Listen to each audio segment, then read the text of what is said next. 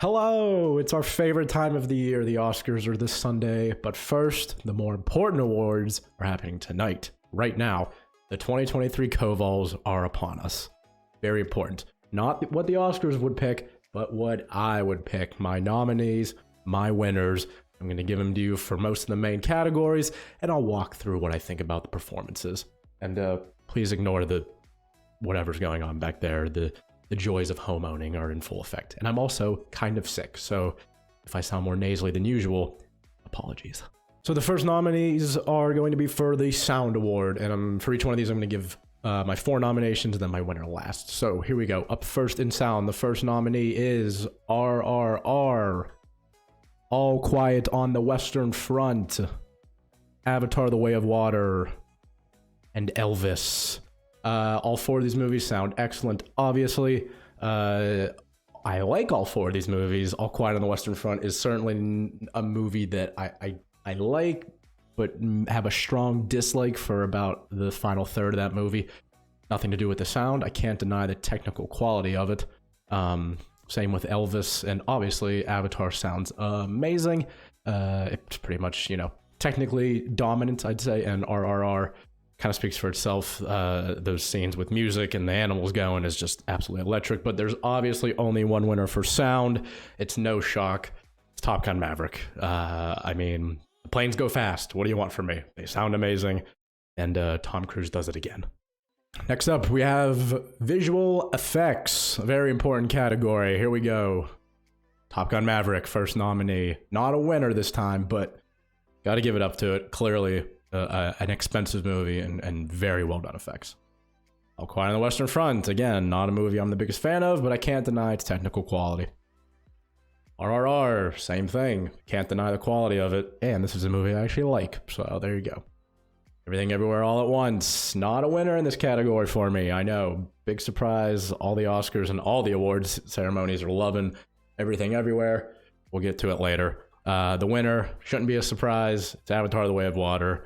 I don't care that this movie took almost 20 years to make. When you're James Cameron, you get as much time as you want, and you get to make the movie as good looking as you want. And boy, is this a good looking movie. It's pretty undeniable. And we're going to be talking a lot about the same movies, so I'm just keeping it brief as we move here. Cinematography. How does the movie look? Obviously, there's kind of more to cinematography than just how does it look, but that's kind of what people think of when it comes to cinematography.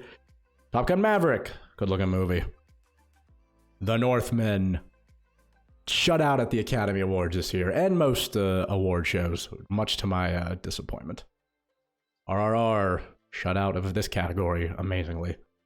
Nope by Jordan Peele, another complete shutout at the Academy Awards, which is, I get it, but I also don't. There's larger conversations to have about why Nope got 0 nominations. But my winner in cinematography, Avatar: The Way of Water. Big Jim, big, wet, slippery Jim does it again. Great job, Jim Cameron, for making a movie that surpassed my expectations in terms of what a movie like this could look like. All right, original screenplay. Here we go. The Banshees of Inisherin. Thank you, Martin McDonagh. One of the most Irish movies ever, from the Irishman that was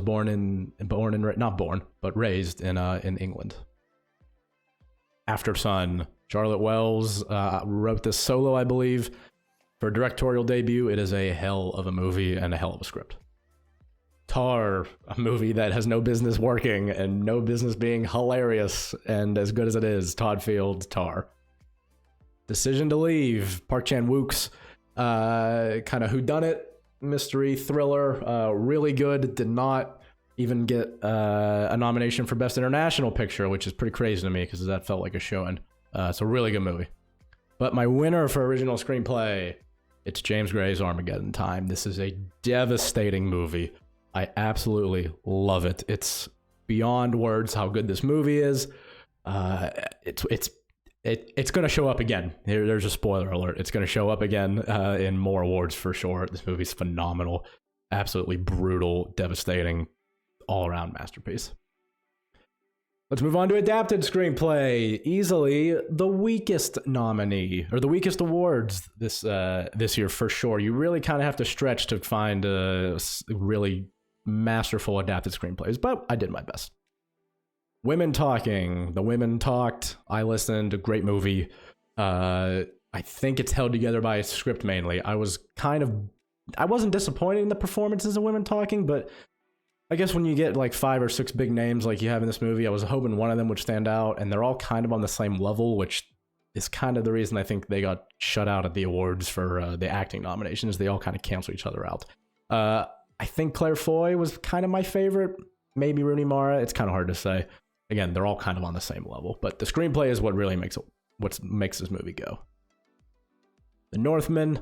We've all seen Hamlet. We've all seen The Lion King, but we haven't really seen it like this before. I think the screenplay is brilliant because if it was bad, this movie would be an abject failure, I think.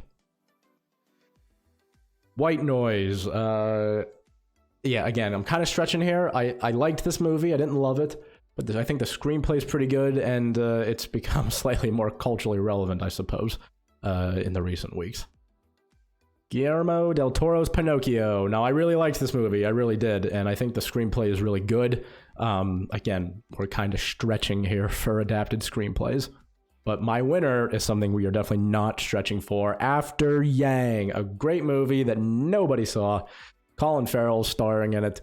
I believe it's on Showtime right now if you want to watch it. It is a slow movie about people talking about a robot and how that robot feels in its memories, and it's fantastic. Great movie. It might be Colin Farrell's best performance of the year. It's not. It's Banshees, but, you know, he certainly deserves recognition for it. All right, Best Supporting Actress. Here we go. Before we actually say here we go, a couple honorable mentions in the acting categories that I have. Carrie Condon in The Banshees of Inisherin got an Oscar nom, just misses out for me. And Maddie Ziegler in The Fallout also misses out on a nomination for me. Both really good performances in their own respect. Supporting actress was a pretty good year, I think, and I have some kind of wild card takes in here as opposed to what actually got nominated. Stephanie Hsu, Everything Everywhere. Really happy to see her get an Oscar nom. She definitely deserves it. She's better than Jamie Lee Curtis in this movie, I think. It's an electric performance. It's a breakthrough. You know, I hope we get to see her do a lot of good things in the future. Keke Palmer for Nope. It might be a little bit category fraud to put her in supporting rather than lead, but hey, I'm just following, you know, what I see. She's electric. She's like an old school movie star, Keke Palmer. I'm glad to see her kind of have a renaissance as such. I grew up seeing her as a True Jackson VP, so to see her in something like this now and continuing to kind of pursue more interesting projects is something that really excites me. Angela Bassett, Black Panther, Wakanda Forever. It's almost a layup to nominate this, but it's too easy. You have to, I think. It's kind of a boring one to say like, oh yeah, Black Panther, the nomination that matches the Oscars. I think it's worth it. She's really good in it. She's really, really good in it. I don't know if she's going to win, but she definitely deserves the nomination, and she deserves an Academy Award at the very least. So if we're going to do it, I guess it's this year, but it's going to determine whether or not the Academy can swallow their pride and give an acting award to a Marvel movie. Nicole Kidman for The Northman. Yes, absolute scene stealer she is in this movie. She's fantastic in like her two and a half scenes that she has, especially the one where she's talking with Skarsgård, her son in the movie, and oh man, just an absolutely electric, just steals the show for a couple minutes and then hands it back to him. But man, great performance. It's exactly what you need out of Nicole Kidman in that movie. And then my winner is a movie that will surprise. This is one of my favorite actresses by far. She deserves it for this role. Dakota Johnson in Cha Cha Real Smooth, a movie that probably no one has even heard of. But man, it's a good movie, and she is wonderful in it. She plays this mother in it to a child that is somewhat on the spectrum, and she feels really miscast in the movie, and that's been some people's complaints with it. But I think that plays into the fact that you wouldn't really put her in this bubble of this role, but I think that's what makes it so good is she feels miscast, but she's trying to do her best as like this mother with kind of an absent father, it seems like, and she just does a really good job of it. And I honestly loved this movie, and I love Dakota Johnson in this, so she is definitely the winner for me. Like, no questions asked. When I saw this movie back in, I don't know, maybe February or March when it came out on Hulu, maybe, or Showtime, it could have been. I knew she was my winner. Like, it was an awesome, awesome performance. Good for her. Dakota Johnson, baby. All right, best actor in a supporting role. I'll do 2 honorable mentions here. Don Cheadle for White Noise, almost made it, but just misses out. And Tim Roth for Resurrection, who was in my 5 for a really long time before he got pushed out. I will admit, I think my best supporting actor list is kind of the most basic compared to the Oscars. Nothing really too exciting happening here. Anthony Hopkins for Armageddon Time. I can't believe he did not get nominated. That's crazy. He was my winner for a lot of the year until I switched it. I only switched it a couple weeks ago after kind of reassessing and thinking about it. This is a masterful performance from Sir Anthony here. Just wonderful. Brendan Gleeson for The Banshees of Inisherin. Surprised he got an Oscar nom. I almost did not give him one, but I thought it's kind of too good to pass up. That scene of him in the bar, I'll try not to spoil, but the scene of him in the bar kind of after he does his big thing, and he's you kind of see him in there playing his musical instruments as he attempts to play his musical instrument. And you can kind of just see the joy on his face because he really like believes in what he's going for here in throughout the whole movie. I think it's wonderful. Brian Tyree Henry for Causeway. I'm so happy this got nominated. Brian Tyree Henry is a superstar, and I'm glad he's getting recognized for it. It's a wonderful performance, pretty hard-hitting movie. I believe it's on Apple Plus. Yeah, good for Brian. Great movie, great performance. Ke Kwan for Everything Everywhere. I mean, he's been the winner of this Oscar for I don't even know how many months now. It's a wonderful performance. I'm glad he's back in movies and stuff. It's an absolutely devastating, fun. He's just having a blast in it, and good for him. But he is not my winner. My winner is Barry Keoghan in The Banshees of Inisherin. It's a performance that shocked me when I saw it. Obviously, the 2 main scenes for me is when he's talking to Carrie Condon and he asks her to marry him, and any scene when him and Colin Farrell are just sitting like on the rocks just talking pretty much, and Colin will say something stupid, and even Barry in these scenes, who's playing someone a little bit slower, it looks like, is just like is baffled by some of the decisions that Colin Farrell makes. I think it's wonderful acting. Definitely deserves a win, in my opinion. He's obviously not going to get it because Kwan has that locked up. Good for him. But nonetheless, wonderful performances. Okay, best lead actress. Here we go. An absolutely stacked year, by the way. I've got 3 honorable mentions here. We've got Margot Robbie for Babylon. Just misses out. Babylon Hive, stay strong. Rebecca Hall for Resurrection. Again, another great performance in that movie. A really weird, dark movie. I recommend it. And Tilda Swinton for 3,000 Years of Longing just misses out as well for me. So, who did not miss out? Viola Davis, The Woman King. Absolutely ridiculous that she doesn't get nominated for this year's Academy Awards. It just doesn't make any sense to me, really. It's obviously a kind of a larger picture issue, I would say, with what's going on right now in the Oscars. But boy, I mean, it's a superstar performance. It's a movie star performance. Jenna Ortega for The Fallout. I'm actually very surprised that she never really entered the picture for a lead actress nomination for this. It's not a movie that was seen by a lot of people, I don't think, but she's kind of burst onto the scene this year with like Wednesday and X, and she was in You season 2, I think. Yeah, she's really, really good in this, and this is not a movie for the faint of heart. There's definitely some trigger warnings in it. She's really good in it, though. Really, really good. Cate Blanchett for Tar. I mean, what more do I need to say about Tar that hasn't already been said? It's a wonderfully comedic, serious, deep performance. Whatever, you've heard it all. Emma Thompson for Good Luck to You, Leo Grand. This is a wonderful movie. Such a blast to watch, I think, and so interesting how she plays this character. Daryl McCormick is super good in it too. You might recognize him from Peaky Blinders. And Emma Thompson, obviously a very famous actress.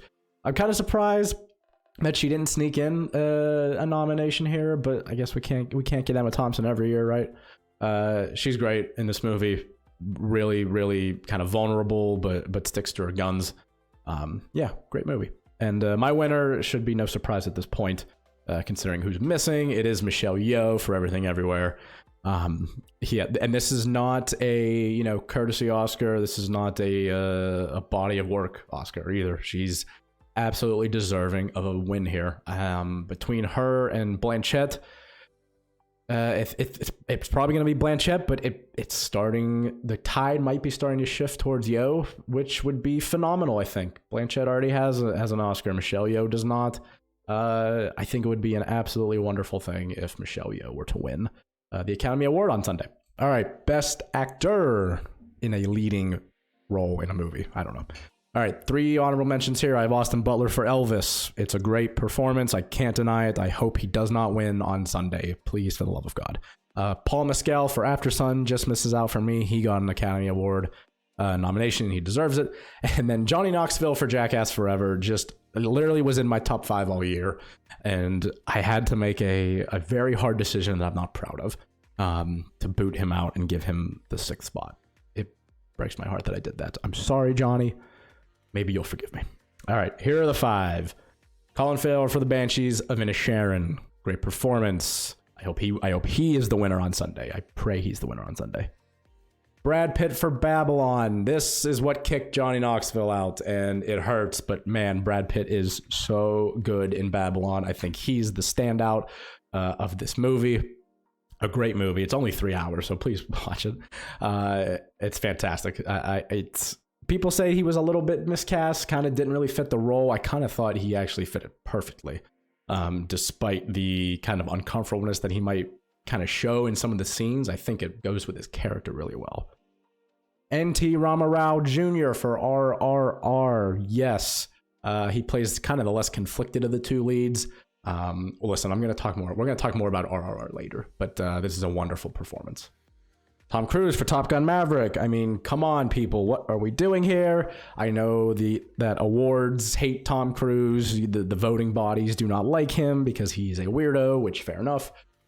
This is an undeniable performance. It's the performance. You have to nominate him, and they did not. Whatever. I guess Paul Mescal technically is the one that booted him out for the actual Academy Awards, but man, what a shame that we don't get to see him nominated.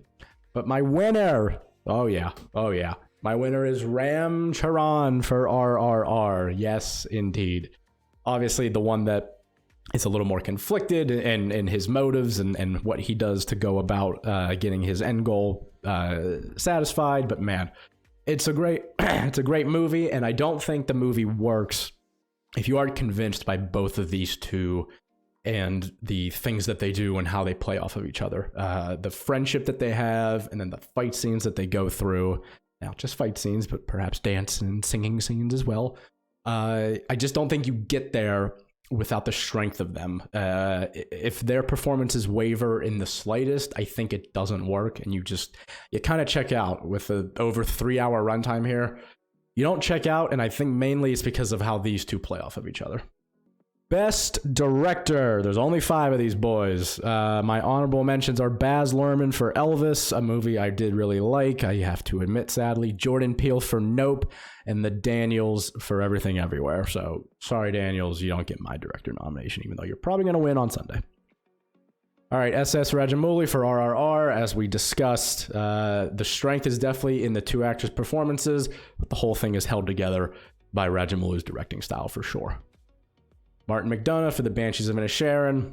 We've talked a lot about it already, but man, a quietly devastating, kind of over-the-top, ridiculous at the same time movie that I absolutely loved. I think McDonagh is at his strongest here as opposed to some of his other past work.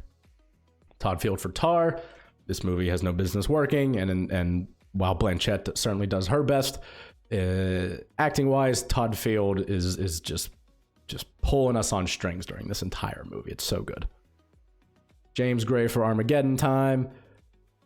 Again, devastating movie. It's fantastic. And that little boy right there, whose name escapes me at the moment, I know it's supposed to be James Gray in the movie, and you can certainly tell because that kid's giving a hell of a performance, and just everything around that movie is just absolutely perfect. But my winner, and this might be a little controversial. I don't really know, but my winner is James Cameron for Avatar 2. Avatar: The Way of Water. What do you want from me? I don't care. It's James Cameron, and this movie had everything working against it, I feel like, in terms of the narratives around it and all the things that Avatar isn't relevant and whatever. This thing's up at 2.3 billion, I believe, at the box office now. Like, it just give James Cameron his flowers. This is the best directed movie of the year. I don't care. The hurdles and the obstacles that he has to overcome to create something this good looking is just ridiculous, and he deserves to be recognized for it with a Best Director Koval Award. All right, the moment we've been waiting for, the Best Picture of the Year. 5 honorable mentions before we get started, so really here's my top 15 of the year. After Yang just misses out. Cha-Cha Real Smooth just misses out. Doctor Strange in the Multiverse of Madness, don't at me. It's a wonderful, almost perfect movie. Nope and Elvis round out the 12 and 11 spot. But there's only 10 that can be nominated here. And what are they? Number 10, After Sun, a devastatingly quiet movie by Charlotte Wells. Just a mountain of emotion overcomes you when you watch this movie, I think. There's actually a fair amount of people that this movie didn't necessarily click with, and I think that's pretty hard to believe, because I'm not sure how you see this movie and you kind of don't sympathize with Frankie Corio's character in this. I think it's an awesome performance by her in this kind of complicated role, and the kind of whole twist of the movie is just perfectly well done, I think. Number 9, Everything Everywhere All at Once. I'm sorry, it's not number 1 for me. I apologize. Look, I really love this movie. I think it's great. It's fun. It's heartfelt. It's lovely. It's whatever. It's a great movie. It's just not my favorite of the year. I have nothing bad to say about it, other than it kind of felt a little bit long sometimes. But hey, it's number 9. That's pretty good. Number 8, Babylon. Speaking of long movies, a nice 3-hour runtime here. Babylon is wonderful. It is a celebration of everything that we love about the movies and also everything that we hate. And, you know, Damien Chazelle throughout this movie points out to us how like horrible the industry is and how horrible the process and the people are. And all of a sudden, Avatar comes out and we're okay with it, right?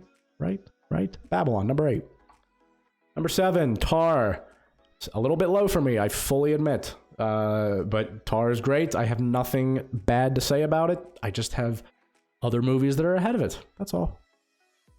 Number 6, The Banshees of Inisherin. I struggled with putting it this low. I really came around on this movie, I think, after watching it. And had it kind of stir with me for a while. 6, I wanted to have this up in the top 3. I moved it down to 6 eventually, just because there's 5 other movies that I didn't have to kind of think about too hard in terms of how much I loved them or not. Number 5, Top Gun Maverick. Come on, it's the blockbuster of the year.